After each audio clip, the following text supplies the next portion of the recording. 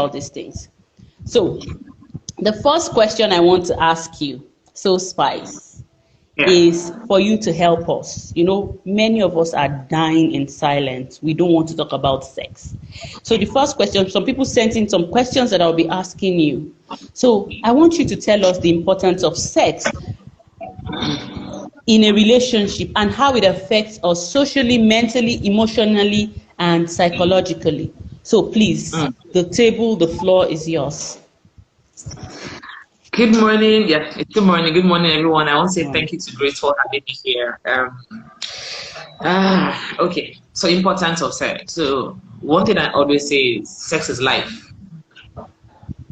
You're not having sex, you're not living. I don't know how you want to see it. If you're married and then you're not having sex, you're not living, right? For those who are religious, because I know Grace said religious people, please go. Don't go, come. Let me tell you, God created sex, right?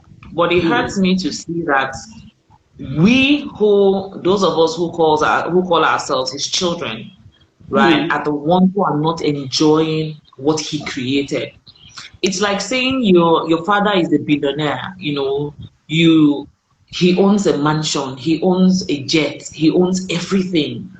And then to realize that you, the son of a billionaire, you are living in Mile 12 in a one-room apartment where you're living a face me and face you, right?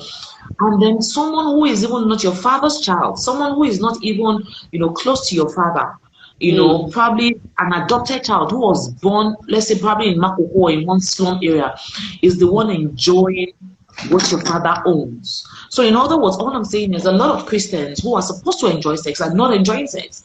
It is those who are not Christians who understand what it means to be adventurous, those who probably don't even pray, don't even know what God is, who don't even care about God.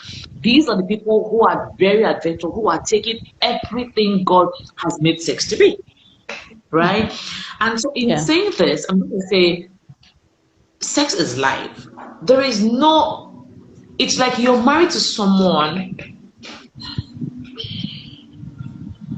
Yeah. The only reason why we get married, I'm going to tell you, the main reason why we get married, why we go ahead to put this, why we do this in front of everyone, why we do this in front of pastor, in front of parents, is just to have sex.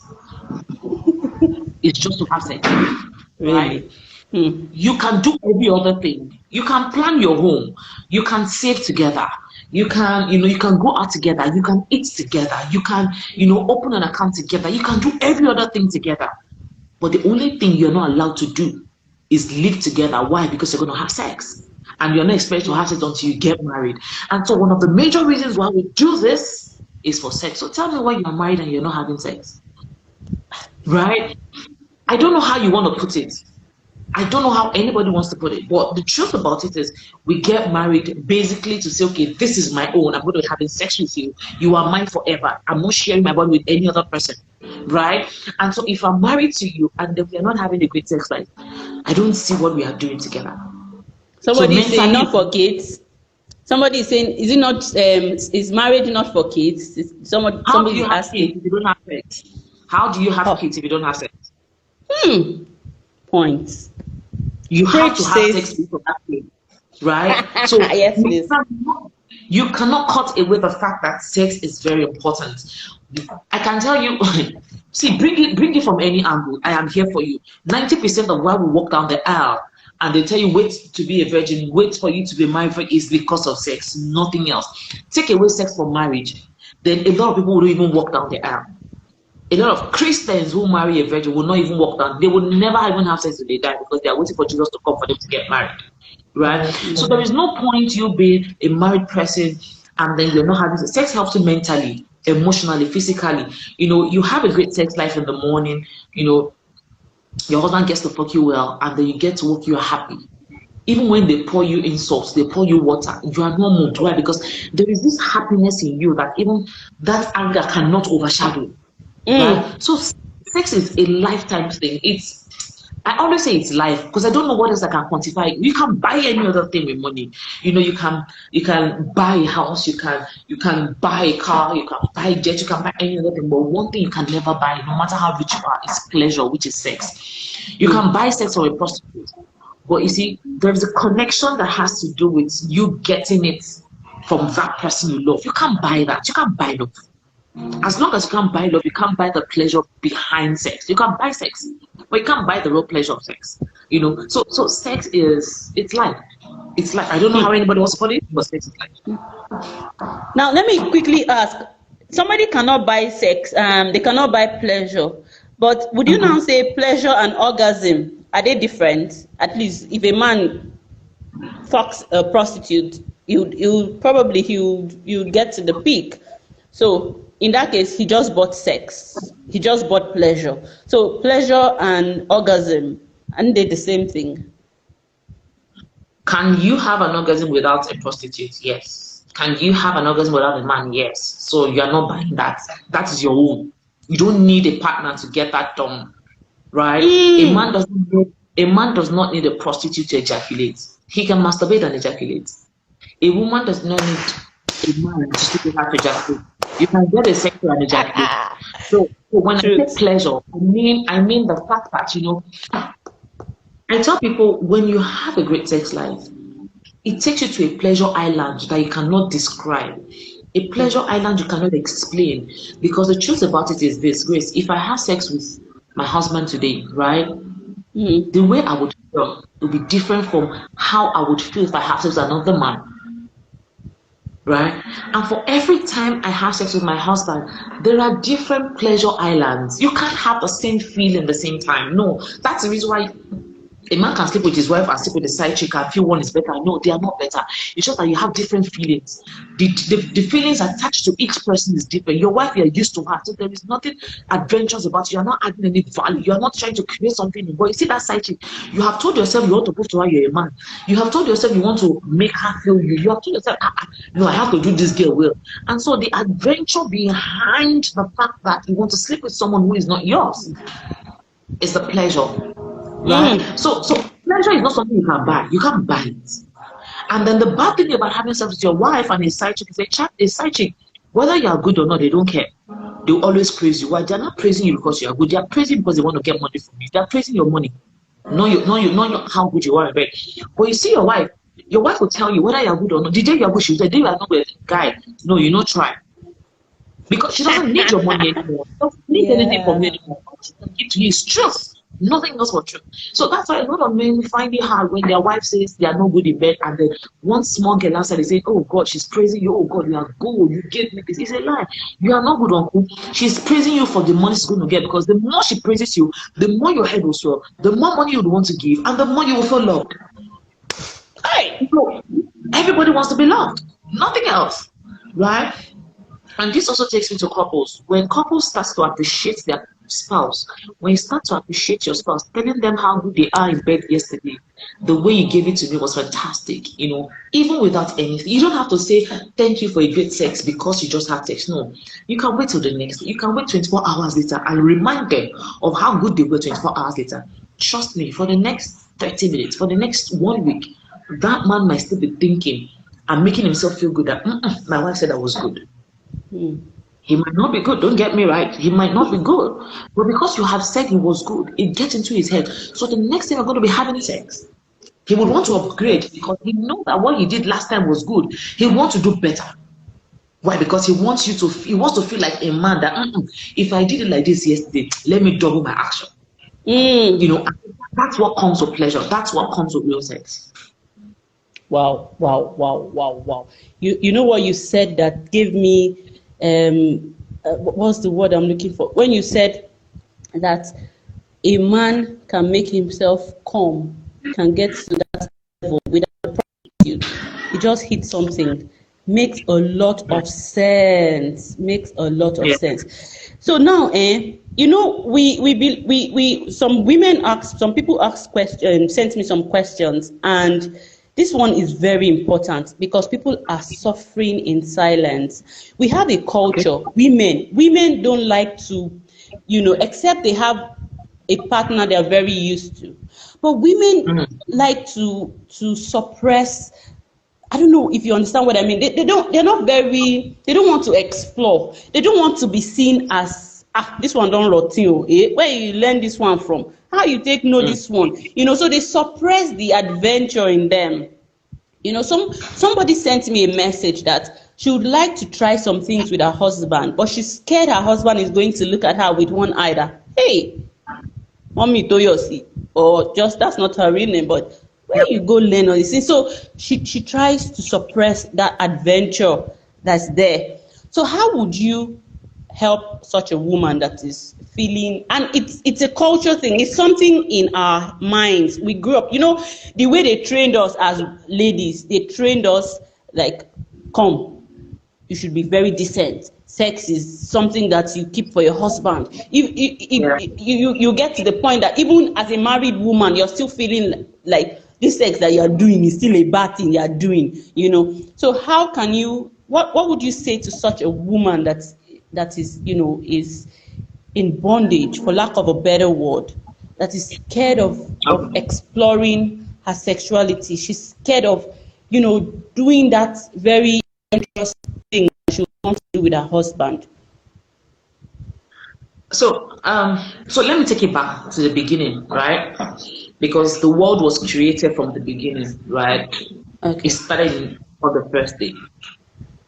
So when a child is born, every child, every living soul has a gift, right? God has put a gift of love in every child, right? It doesn't matter whether you're a boy or a girl, whatever it is, every child has a gift of love. Now, as we grow, right, with that gift of love, by the time a child is 1, they understand the fact, they understand the act of kissing, of hugging. I don't want this man to carry me. I want my daddy to carry me. Or I don't want this woman to carry me. I want my nanny to carry me. So when they feel that person they love, they have a way of keeping quiet. Even before they are 1, as a baby, they don't even understand, but they understand smell. They understand the hand feel, right? So it's a gift of love. Now, when a child gets to grade 1, grade 2, they start to pick who their friends are. I don't like Tola. Tola is not my friend. This one is my friend, right? They decide to decide. Now, when they get to grade 3, grade 4, grade 5, they start to pick who they have a crush on. Right? That's when you hear, mommy, my crush on this person. What do they know that you call crush? What do they understand? And they start saying, this one is this one's wife, or this one is this one's husband. They don't even understand. They don't understand this feeling. What we do as parents, especially the Africans, is we kill that emotions. Yeah. So when you start to hear a girl who is maybe like 7, 8, then you, mommy, do you know I like Kenny? You like one? Better face your book. You're supposed to read your book. What do you like? At what age? When I was your age, I was reading my book. You're like, better. Unconsciously, you start to kill their self-esteem. You start to kill their emotions. And then you start, when they get to secondary school, you can't date. You can't have a friend. You can't have an opposite sex of a friend. You can't go out to your friend's house. You can't go out for parties. You can't even have a relationship. And then university, they'll tell you, focus. And then you graduate from university. These same people who have denied you of God's feeling, who have denied you of the experience of love, who have denied you of the gift of love that God has put in everyone, now expect that all of a sudden, after university, you bring in a very handsome, good-looking, charming guy, and then you marry, and then you get married. Within 9 months, you get pregnant, you give birth, and you have a fantastic life.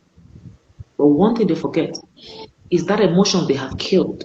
They have forgotten to plant it back inside of you. They have forgotten to root back and make it grow back for you to be who you are. And so a lot of women grow up now. So there's a difference between how women and men are raised. A lot of women grow up to be shy. A lot of women grow up to be, I can't ask for sex. A lot of women grow up to be, I can't be adventurous and be crazy at the same time, right? But a lot of men were not trained that way. Now, a boy child will be told, in case you understand, but don't impregnate any girl. Don't bring any back to this house. In other words, you can have sex, but use your brain. Child. I'm not saying don't have a girlfriend. I'm just saying don't impregnate a girl. Don't impregnate. Yeah, be wise about it. But for the girl child, Don't even have a boyfriend. I don't want to see with any boy. If a boy should hold your hand, you get pregnant. Your life, you destroy your life. You won't go to school. You won't do this. So there's a lot of negativity for the girl child and less of negativity for the boy child. And so the boy learns early to start having sex. We protect it. The boy learns early to start changing girlfriends. The boy learns early to start bringing girlfriends. Oh, mom, she's just my friend. Wants to do class work. But you, as the sister, they're not born you to bring. They're not born you where. What's the difference? Because I have a vagina and has a penis. No be inside vagina will start a penis for another woman picking. No be another woman picking will start a penis for my own vagina. No, so. You know, we kill the moral, we kill the love essence, we kill the love feel of every girl child. And then boys, they go into a man, and every man is hoping to marry a good wife. But down, they want a prostitute in bed. Yeah. And so when they see all the wrong girls, all the girls who are good in bed, but they are not wife materials, they don't marry them, they keep them for bed. And so they go for the perfect ones, the good ones who are more presentable, who are more home-like, who are more, you know, up to their level to say, okay, this is my wife. But in bed, that woman is not what they want. It's not who they want. It's not even half of what they are hoping to get. But you see that girl that they cannot marry, who they are ashamed of to bring out in public, is who they want in bed. Forgetting that girl who is the pro, that girl who is a professional in bed started one day. That girl was trained by someone. That girl learned everything during sex. Right? So these men are not patient enough to teach their wives what they want in bed. And so women are not even ready. They are not even exposed enough to say, you know what, I want to go crazy. I want to be wild. I want to do this. Why? Because you don't have the ability. You dare not tell your parents you have a boyfriend. You dare not tell your parents when you have a heartbreak. You dare not tell your parents when you have your first sex. So how do you now want me to now be a fool all of a sudden? How do you want me to say, okay, you know what, today I want to bring in a vibrator. I want to have a threesome with a vibrator, me and my husband. I want to probably bring in a BDSM kit and tie my husband to the bed. I want to use a whip, or, you know, use a feather of my husband. How? Where? Holy Ghost fire. They will say no. A type of God, you know, a chorister in church, you know, a leader in church. And so when they see a soul spice, they tell me this one can enter heaven. This one, this one is for the world. Forget that these things and this world, this sex was created by God. My God. Have you asked yourself why God didn't give reasons? God said, as long as both of you agree, is what the Bible said. The Bible didn't give rules. The Bible did not even tell us that the vagina is where the penis should enter. The Bible did not tell us that the asshole is not a place to insert a dick. The Bible did not tell us that you can't put a penis in your mouth. The Bible says as long as both of you agree. Because God knows. He knows that his children, he knows that the kind of creature he's created, he knows that the adventurousness, he knows that our creativity was going to be so wild that if he puts a clause, it's going to be a problem now. I tell people, the reason why we say the vagina is where the penis will go into is because when you insert the penis into the vagina and when you ejaculate, you get pregnant. If you can insert the penis into an asshole and you can get pregnant, people will not tell you the vagina is for penis. If you can insert the penis into my mouth and ejaculate and I can get pregnant, you will not tell me the vagina is the only hole. I tell people all holes are fuckable. All holes are fuckable. As long as you can create more holes. We give hand job. You are creating a new hole. That's true. Right? God has given you just 2 holes down there. But you have a lot of holes around your body. When you join your boobs together, you are creating another hole. When you join your thighs together, you're creating when you join your feet together, you're creating another hole. All holes are fuckable. The question is, how many holes have you tried in your body? How many holes have you explored in your body? How many holes have you created by yourself? It goes down to you. So there are no rules in sex. There are no this and that. Women should just get to the point of, you know what? You either have sex or you will die not having sex. It's just one way out. When you die, they say there's no sex in heaven. I still don't know. I still don't know. I still know if I want to believe there's no sex in heaven. But one thing I tell God, if Truly, there is really no sex in heaven. I want to fuck for as long as I can. I want to fuck every hole. I want to use every opportunity. Everybody's house I sleep in. If I sleep in your house, I will fuck. Except my husband is not there. I will sign a signature in your home to let you know that this is it. I have been here. So it's a matter of lifestyle. It's a decision. What exactly do you want yourself? You want to enjoy pleasure, yet you can ask your husband for it. It's like you go to this one and you're looking for a particular brand of chocolate to buy, and you're saying, if I ask for this chocolate, that one day it's something that I'm too fat. One day it's something that I cannot afford it. Auntie, act first. I'm telling you. Act first and wait for his reaction. Oh my God. Every couple that uses sex toy today, every couple that adventures today started one day by asking. Either the man brings it home to say, okay, you know what, I bought this, let's try it out. Or the woman say, can I try this? Everybody started by asking. So why do you have a problem asking? Yes, we have those crazy men who believe that, you know what, it's okay for them to have side chicks outside and do every crazy things with their side chick, and their wives can't do it because they are so stupid, you know, and they don't even understand what real life is. But the truth of the matter is, to every woman, don't deprive yourself because of a man. No man is worth depriving yourself for. No man is worth you crying every night while he's out there in the club having fun and banging out another girl, and then you are crying.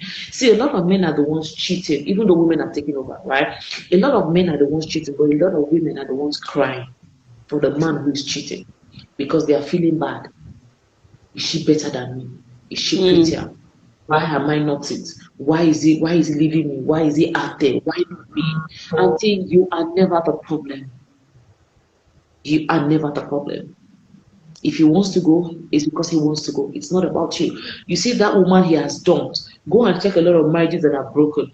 When they break up and they divorce and they go their path, years later, months after, when that woman finds another man, the man starts to get jealous. The woman who was nothing to him, the woman who was not presented, the woman who was not even fantastic in bed, whom he has insulted, now finds another man who respects her, who loves her. The vagina he has said is big and wide. Another man is worshiping it. He now starts to get jealous. And wants to say, Shibi, I was there before. It doesn't matter who comes into my vagina first. All that matters is the person is now. Who owns it now? Who is enjoying it now? Who am I fucking now?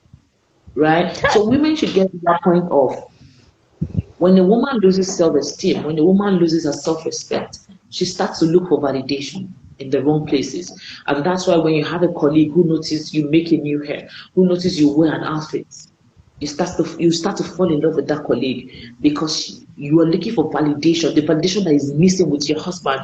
You know, the things your husband has said that has brought you down, and this person is praising you, is bringing you up. You look up to that person for validation. And so the day that person gets to kiss you or touches you, that's the end.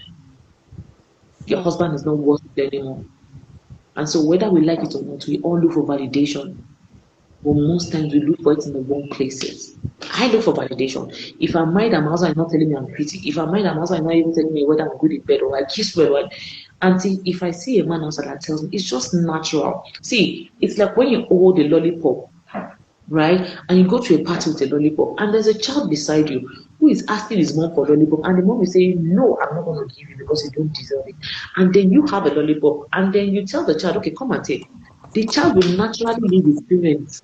The child doesn't know you, doesn't care about you. But a lot of children will leave their parents for you to collect that lollipop.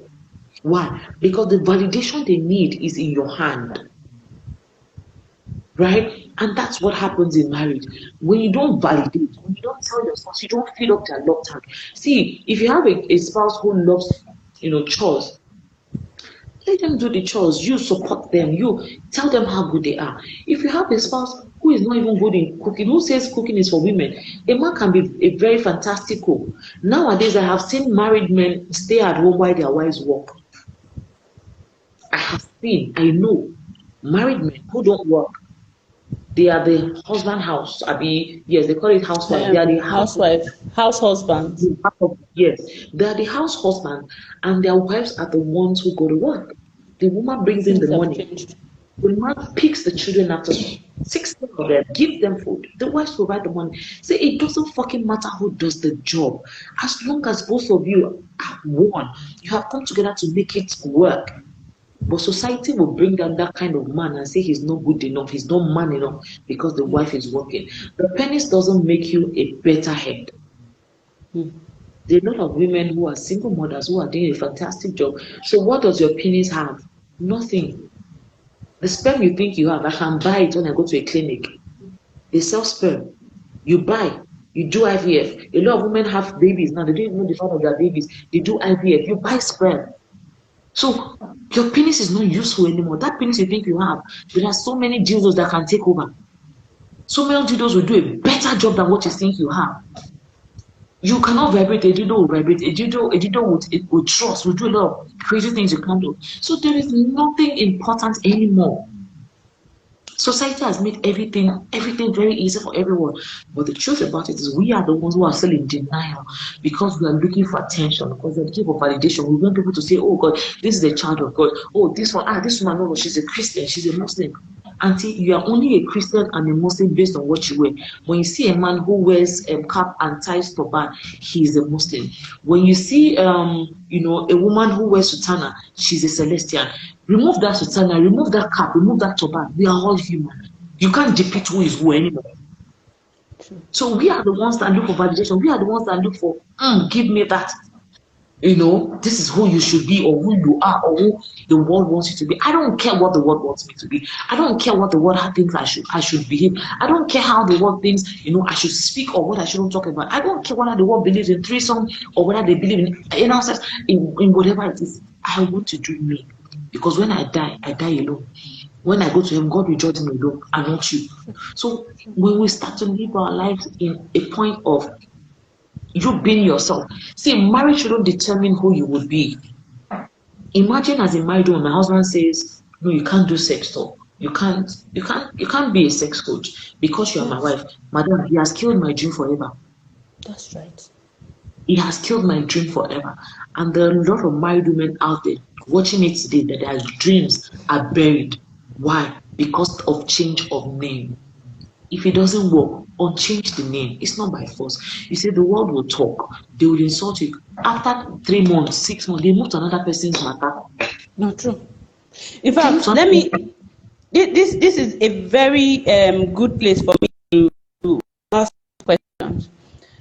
This particular question. So yesterday, just because I was creating the environment for this conversation, so I went on your page and I took a short video where you were advertising a dildo.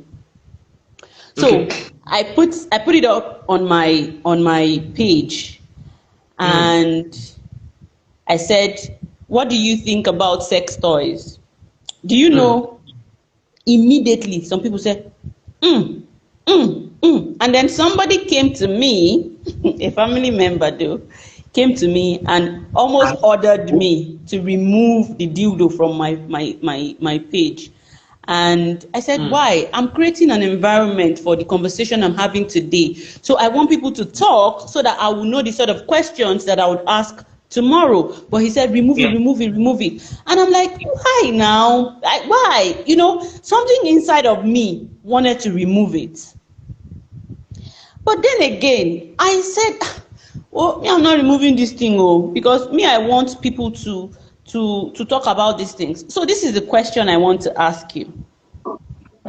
Sex toys.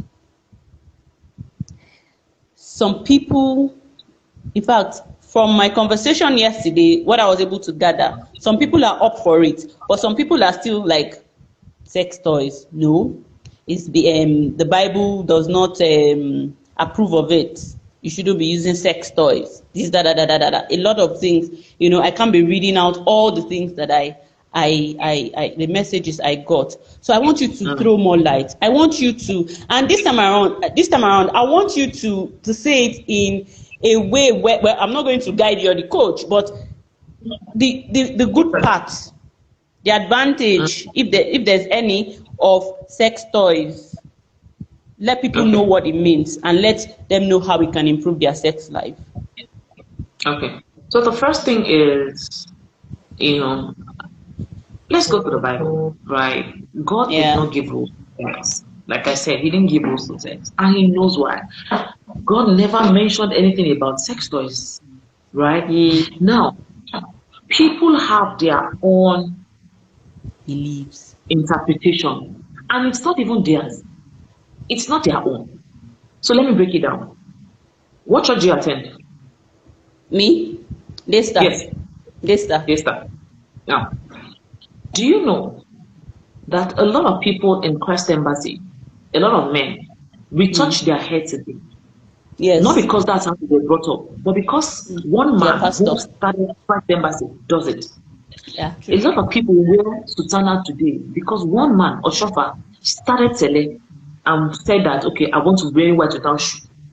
Check Kerubu people. They wear white with shoe because one person, I think Orimulade, I don't know what they call the man's name, started it and everybody followed suit.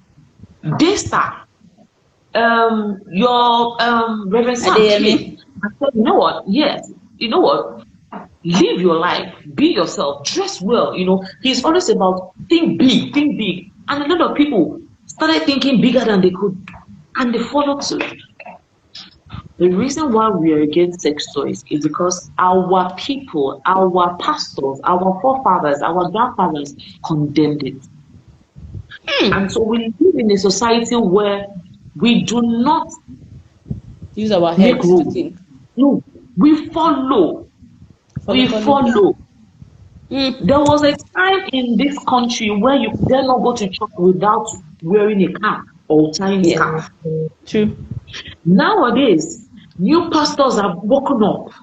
You know, pastors who understand what it means to be in the 2020th century. Now you can go to church with your wigs on. Now you can go to church with skin. Now you can dye your hair. You can go to church with tattoo. Nobody is judging you.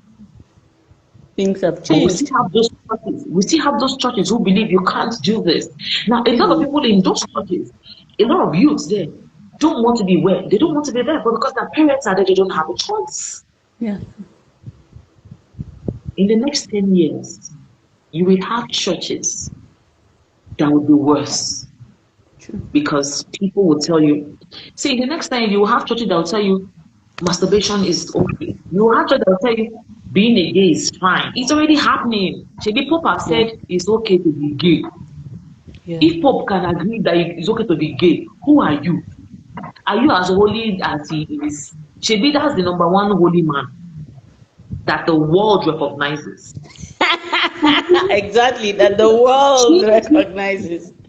Things are changing. Things will change. Tomorrow, a prostitute will open a church and say it's God's work. And that prostitute will have followers. Very correct. Actually true. What's this man's name? There's this crazy man, one very notorious robber, whatever. Is he an Indian also? I heard he has a church somewhere in Nigeria. He is now a changed man. He's a pastor, but he was once a thief that the whole world knew. Right? Somebody is saying if Pope agrees to be gay, I mean to be gay, it doesn't make it right. Well, she's just saying it. So that is your own decision of whether it is right or wrong. Right or wrong. Remember, the Bible also said, "Thou shalt not judge." So who are we to judge those who have decided to fall in love with the same sex? The moment you judge another human for what they believe in, that moment you commit a sin. Because the truth about it is, see, we are all sinners. You want to live a sinless life? You can't judge anyone. Living a sinless life is accepting people for who they are because you don't know their story. There are a lot of bisexuals out there. There are a lot of lesbians out there who were not born to be a lesbian, but because they were raped or molested by one man somewhere, changed their psychology, changed their mentality about women, and made them hate the opposite sex because of one action or one attitude. Right? And so when people decide to take a step, until you walk in their shoes, you can't condemn them. What is right is right, what is wrong is wrong. The question is, what exactly is right and what is wrong? And who is judging and who is saying it? And what's okay? The Bible is the rule book. Okay, sorry, I want to so that we don't digress, because people are now, gay, homosexuality is very sensitive. And when you say it, the reason why people are saying that Trump should stay, some people is because of this whole thing. He doesn't approve of it. So when people talk about homosexuality, they come with full force and they want to attack. So that we don't miss the point. What she was trying to say was things are changing. So in the context, what she was trying to say, things are changing. At some point, a Catholic Pope will not come and tell you that to be a lesbian is correct, or to be a gay is correct, or something. But because things are changing, he has decided to say it. So the context she was saying was that things are changing, so deal with it. So let's stay in line, please. Let's continue. I don't want us to digress. I want us to still talk about sex toys and how it can improve or destroy a relationship. Because for everything, I know there's a good side and there's a bad side. So I want you to talk about it. Everything. So for sex toys, like you said, there's a good and there's a bad. Do you know waking up alone, there's a good side to waking up and there's a bad side to waking up? Okay. If you are dead, you are free of problem. The moment you wake up, you pick your problem again and start with your body again. You start like the water you drink can help you live better. But that same water, when you take too much, can kill you. So everything on earth has a good and bad side. So for sex toys, it is what you say it is. A lot of times when people hear sex toy, they think about, somebody says something about rubber prick. When they hear sex toy, they think about dildos. Sex toy does not have to be a dildo. There are over 4,000 different sex toys. But the Nigerian mentality, we pick one dildo and we categorize as sex. There's something called a massager. It's a wand.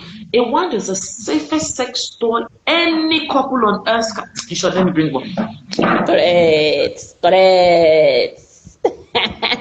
Maybe I'll be seeing this one now. I've never seen that one.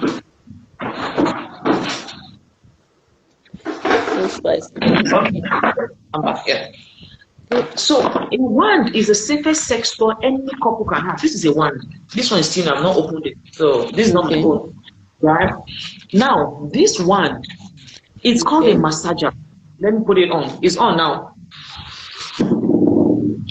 You can hear the vibration. Yes. Right?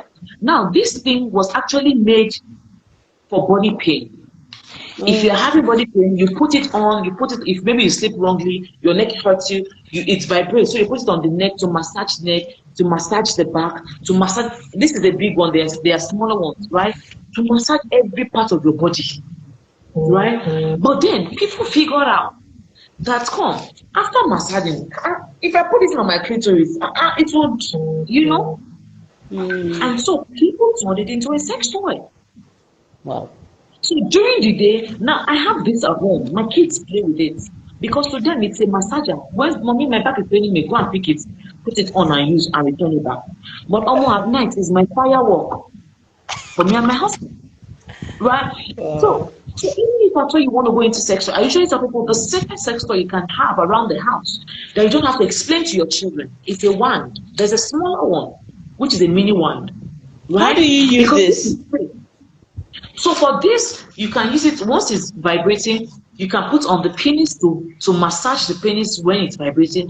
Now, the massaging of the penis, because of the vibration, it will help the blood flow. Sometimes our muscles as men have blockages because of whatever it is when I'm eating or whatever it is we might have used in the past, for our sex enhancement. Kind of, right? And so blood doesn't flow most times well. And that's why you see that a man cannot have full erection. If blood is not flowing into the penis floor, you can't have full erection because there's no bone, it's the blood, right? So with this, when this is being used to massage the penis, the blood, they're not burn the blood, they're not burn the blockage up. It's going to give way. And so the blood can pass. It's like there's another one we call a cock ring. You wear a cock ring. It's not just the same thing, vibration. So the vibration will make the blood flow well, and then you can have your full erection. Medically, doctors tell men who don't have full erection to buy a cock ring. use a coupling. Now, what did they do? Why people realize that, okay, men are using coupling to help themselves. So why helping yourself to get full erection? Why don't you do it in a way that women can also get a feel of it, right? And so they started doing coupling with rabbit ears. Now, what do you mean by rabbit ears? Now, so this coupling, when a man wears it, and he's probably riding it because you wear it to have sex. When you wear it and you're riding your wife, the edge of the coupling starts to touch her clitoris, giving her also an orgasm because of the vibration. Puts her in the mood also. So it's a two-in-one thing. Now, this is a sucker, right? Now, for suckers are for women. So there are women who have been circumcised, clitoris cut off. Now, there are stages of the clitoris being cut off. Now, a lot of people just believe that, oh, because I've been circumcised, I can't have an orgasm and I cannot squirt, right? And so this is a myth. I, Hannah Jonathan, I was circumcised. I get my orgasm. I squirt multiple times. So don't let anybody deceive you about, oh, I can't squirt, I can't get an orgasm. No. Now, what happens is sometimes for some women, because when the clitoris were cut off, now when they cut it off, the muscles there go to sleep. You don't use your clitoris for a very long time, right? Remember, the clitoris is just there for orgasm, nothing else. It's useless without orgasm, right? Now, because it's been cut, part of it, not all, it's been cut off because it's very long inside the vagina, but people don't know. It's just a tiny bit that is being cut off. It's still in the vagina. Now, because that part is being cut off, you don't use it for what it's supposed to be used for 30 years, for 20 years. No orgasm, nothing. Now, this is the reason why we say, okay, get a sucker. Now, this sucker, you're not even going to insert into your vagina. It's going nowhere. So there are so many toys you can use. They are not even inserting. They are not going to take over his penis. They're not going to take over his life. I have different toys. I am a married woman for crying out loud, and I've got different toys. I've got bullets, I've got man, I've got soccer. You name it. The only toy I don't personally have is, of course, a dildo, because I have my husband's penis here. I don't see a reason why I need a dildo. If I need it, I will get one. At the gym, I'm the seller, right? But I don't see the reason yet, right? Does not mean those that have it. I have married men who buy dildos for me and say, you know what, please send to my wife, I'm not available. Yeah. Somebody said that. I would rather use a sex toy than cheat. Right? So you have a bullet. A bullet can be used by both of you. Use it on his nipple, use it on her nipple, use it on her clitoris, use it on his penis. Just use it to tickle the whole body and make him run mad. So people should stop now. There's this thing of, okay, if I use a sex toy, you know, my wife will not love me again, or it will take over my wife. See, sex toys become an addiction when you do it in hidden. When you have a sex toy your spouse doesn't know about, it gives you more pleasure. But I tell people, you see, when I use the kind of orgasm I will get is, let's say 20/100, right? Wow. But when my husband uses the wand on me, the kind of orgasm I will get is 120/100. Why? Because there is no control. Now, when a woman gets an orgasm, you can't touch your clitoris again. There's this spark, you know, so you can't touch it again. But when it's another person that is doing it for you, they don't even know when you get that spark. They don't care. And so even when you get an orgasm and the man continues to stimulate you with a wand, you probably might even squirt. For women who have had that thing called squirt. So when you use a sex toy together, it gives more pleasure. It gives a higher and a very intense, you know, orgasm than what you would give yourself. So those of you who have it and you think you are enjoying, you're not enjoying anything. If you teach your spouse how to place it on your clitoris the same way you do, go and try the orgasm you get and what you do for yourself. You see that you have not, that orgasm you're getting is child's play. Why? Because you cannot control the extent of what they will give. Even when you get an orgasm, some men can be so crazy, they will still continue and you get multiple orgasms non-stop. You are getting one, you are not even resting, another one is coming, you run mad. So all of you are saying, sex toy. Okay, do enjoy, do explore. Me, I'm exploring and I want to do. It's a mindset thing, right? This one, you cannot even insert this one into a vagina because the only vibration happens here. It doesn't happen here. So there are a lot of places you don't have to insert bullet. If you insert bullet into your vagina, it will go missing because it's small. It's small. It will go missing. Now, clean the waste come out for you. So it's just for clitoris. There are a lot of toys for clitoris. This one now, put it on her nipple. Let it suck her nipple while you drill her, or put it on her clitoris while you drill her. She will run mad. The next month she's kneeling down to give you food. Until men start to open their eyes, there is no sex that will take their spouse from them. Because all these things are just plastic. They are silicone, they are rubber. A dildo, even if you have it, a dildo cannot kiss and fuck you at the same time. A dildo cannot finger you and fuck you at the same time. A dildo cannot grab your boobs and fuck you at the same time. A dildo cannot do multiple things men can do. So I don't see why you think one thing will take over your power. One thing is more important. No, you are the one feeling less important. So for me, it depends on you. It depends on your belief system, though. Sex toys do not destroy homes. It has helped my home. It's still helping my home, and I'll still continue to open new sex toys till I die. So somebody is being convinced there that I'm almost being convinced too. Okay, so we have really talked because we're enjoying this conversation. Time is just going, and I'm honestly learning here. But so that we don't, the goal is to help couples that are suffering, that are dying in silence. So we're going to round up. So I have some questions, plenty questions. Honestly, I'm sure Instagram will kick us out if we exceed a particular time. So I want you to help couples out there. Some people are there, and I'm going to give your details. I mean, people need to come and meet you for coaching. This is something that you need to spice. I don't need an angel you don't need an angel to tell you that, Grace, no go anywhere. Nowhere. They're enjoying it. But, the goal, I'm learning. This woman said, you can see. Well, see, the goal is for us to bring back love into homes, to bring back enjoyment, to bring back pleasure. Because, like I said earlier, people are suffering in silence. They don't want to explore. They don't want to learn. They don't want to be seen as rotten. We need to get out of that that slavery. Yeah. So 2 things I want you to touch on is, number 1, how can couples, because like you said, a man is married but he's going out, is going to have sex with his sex with somebody else. The question is, people are asking for your WhatsApp number. Why is she not talking raw today? Oh, you have people that have been following you. No, she will. At the end of the day, I'll ask her a question. She's going to talk to us. She'll tell us how to give it, for women, what you need to do to make your husband your husband go crazy, and for husbands, what you need to do to your wives or your relationship, whatever you need to do that will make your significant other crazy. She'll tell us. That's what we use to end it. So first, let's learn. So not significant, you not do it. Anyhow, so number 1,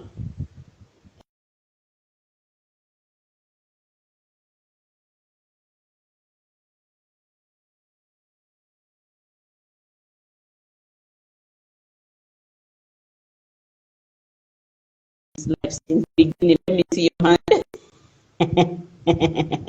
Somebody said they've been here since the beginning and they're not going anywhere. Yeah, so help couples that are suffering, sexually. They're not enjoying, they're not exploring. Tell them things that they need to do to spice up their sex life. That's why we're here. One of the reasons we have come here, so that they can enjoy that thing that God has given us to enjoy for pleasure and for procreation, whatever you want to call it.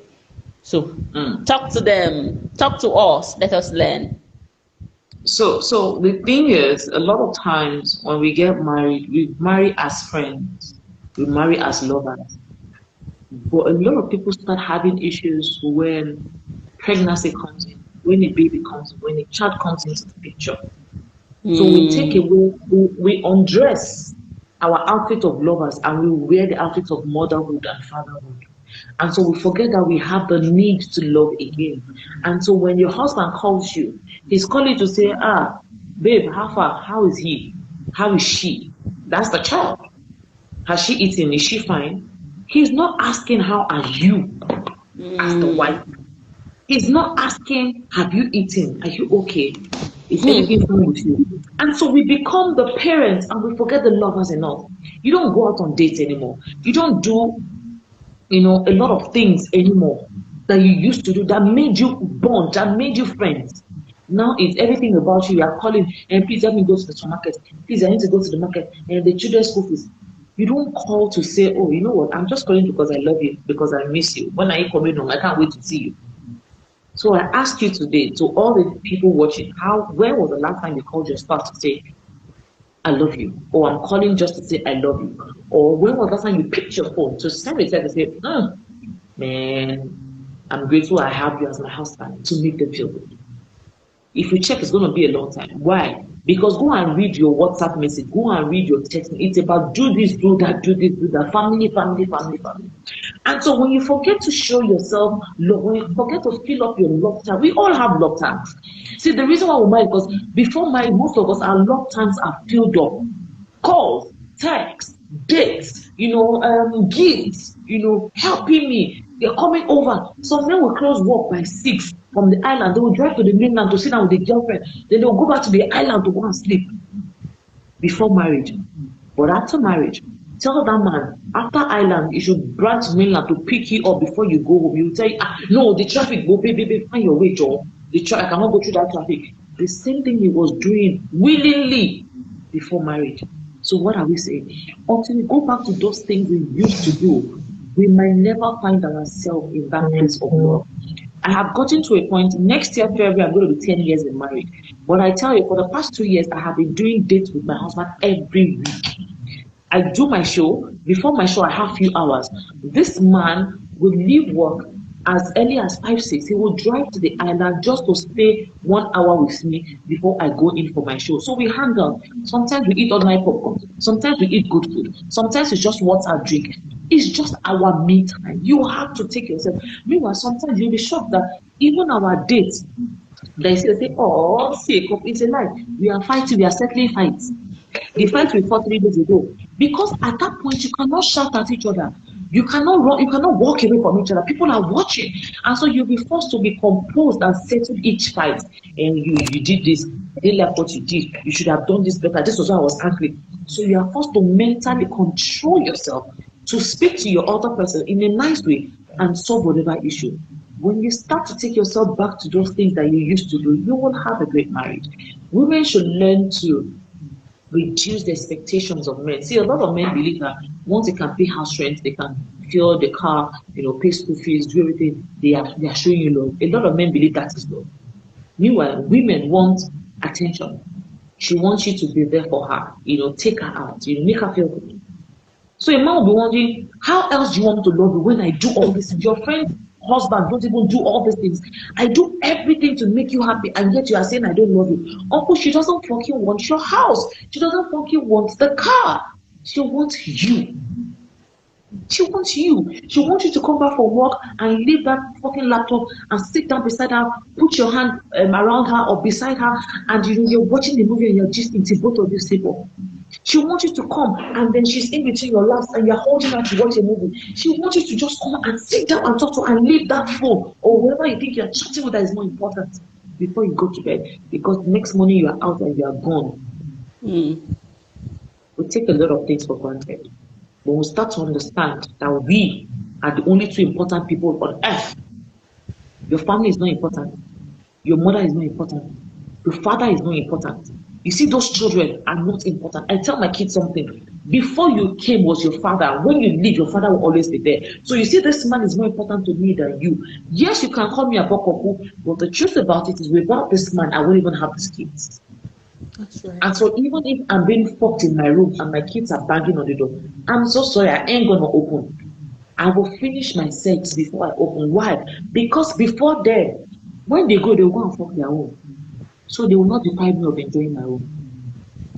Until we get to that point, you realize that the only important person in your life before your children is your husband. The only important person in your life before your children is your wife. you will continue to make it wrong. A lot of women, I can tell you 90.999 women believe that the most important person in their life are their kids. And so that is why you are so in love with your kids, you give them attention, but yet you still cannot fuck your kids. That's right. You can't have sex with your kids. A lot of men believe that the most important thing to them, aside their mother, is their children. Yes, uncle, why didn't you marry your mother to fuck your mother? You can't marry your mother, you can't fuck your mother. So why is she more important? Your wife needs 10 naira, your mother needs 15 naira, and you think getting 15 naira for your mother is more important than the wife that needs 10 naira. Go and fuck your 15 naira mother then. It is more important. You know, so until see, that's why you realize that a lot of people abroad have it going on well. Because when the man and the woman marries abroad, they take out family, they leave their own. They will tell you before you come and visit, ask, give us a call that you're coming. But you see, in Nigeria, they don't call you. They don't call you. They will come on your door. They will just knock, and the moment they come, they will stay 3 days, 4 days without even telling you they are coming to stay. You didn't plan it. Your mother-in-law will come, your father-in-law will come, and they'll just come and stay 3 months without both of you agreeing to it. Who does that? I live in a home where even my sister-in-laws cannot come and sleep over without telling me. I live in a home where before anybody can come to my house, me and my husband, we have to discuss. If by chance anybody comes without, telling us, whoever owns that family member, you have to apologize to the other person. We have to agree. How long are they staying? When are they leaving? It's an agreement for me and my husband because our home is important to us. And the number of people that comes into your home will determine how good your home is.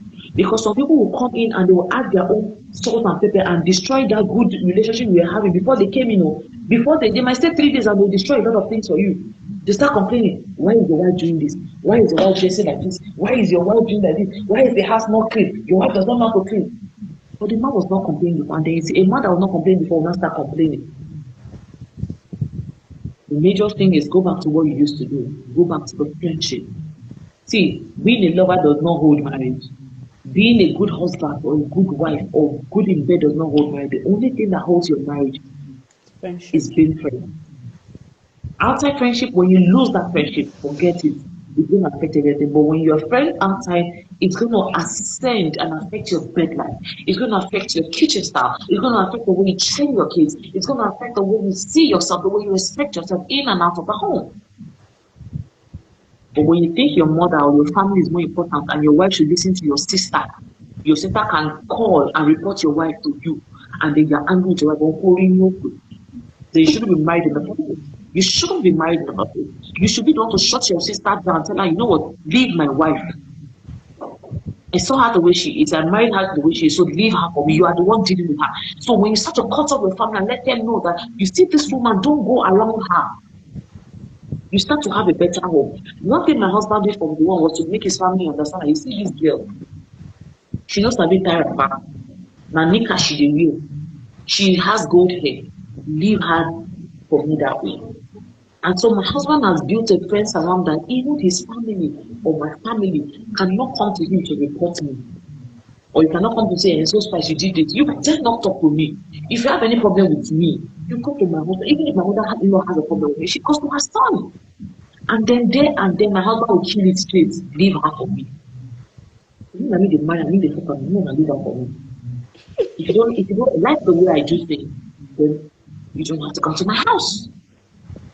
And so this has made being married to him interesting. Because I know I don't have to fight unnecessary battles. A lot of women are fighting unnecessary battles. You are fighting your sister-in-law. Your mother-in-law will call you and insult you. This will call you. It's unnecessary. And the only person that can give you that respect is your husband. When your husband puts them in their place and let them know, you know what, this is my home. Some mother-in-laws will come and control your home, tell you the soup to cook, how many minutes. When you have a man who tells the mother, mom, you see, you can do that in your husband's house, not my house. Let my wife eat what she wants to eat. Leave her the way. We make the money, so let her enjoy. You did your own in the past. If you have a problem with it, stay there. You don't have to come here. When you start to create those kind of situations, yes, they will give you a name, and she has just you. She is in control. Let them name you. As long as you have peace of mind. When you start to respect your wife, she starts to respect you. When you start to let your family know that, you know what, this woman is my gold, my diamond, you dare not come around her. That woman will have no choice than to live a good life. So what are we talking about? It goes both ways. Women also should then talk to their family, because we have women whose people will come and be insulting their husband how useless he is, or how what he's not doing, or what he's doing and what he's not doing right. You don't have kids, tell your parents to mind their business. When you're ready, you're going to have kids. It's not their business to tell you how many children to give birth to. Mother-in-laws have a way of telling you, where they're going, just do one more now. Madam, how many school fees are you paying for me? They're not paying your school fees. They are not feeding your kids. And so they are telling you to have more children for their own selfishness. But get that you need money to take care of these kids. If it's one, both of you can afford it. Do one. If it's two, do two. You have to come together as a couple, come together as one. That way you have a better home. Outside that, I can't help you. And then aside family, now we have people who have said to bring church into their home. Pastor says this, they do. Auntie, pastor has his own wife, he's talking. Your pastor has her own husband, he's talking. As long as you cannot fuck these people, then they do not have right over your home. They do not have right over your home. The only person that has a right over you is your spouse. The only person you have the right over is your spouse, no other person. You know what? I wish them luck. I wish them luck, really. I wish them luck. See me as I'm quiet. I'm just taking everything in. Somebody said something that if because of that person alone, this show we brought this thing on, I'm satisfied. I'm happy. The person said, you have changed my mindset. He said he's going to change his behavior. He said something about calling only calling his wife just to ask of their son, how is my son, and that's it. If this particular thing came to be because of that particular person, I am grateful. But I know already, even me. You know what I'm going to tell that man?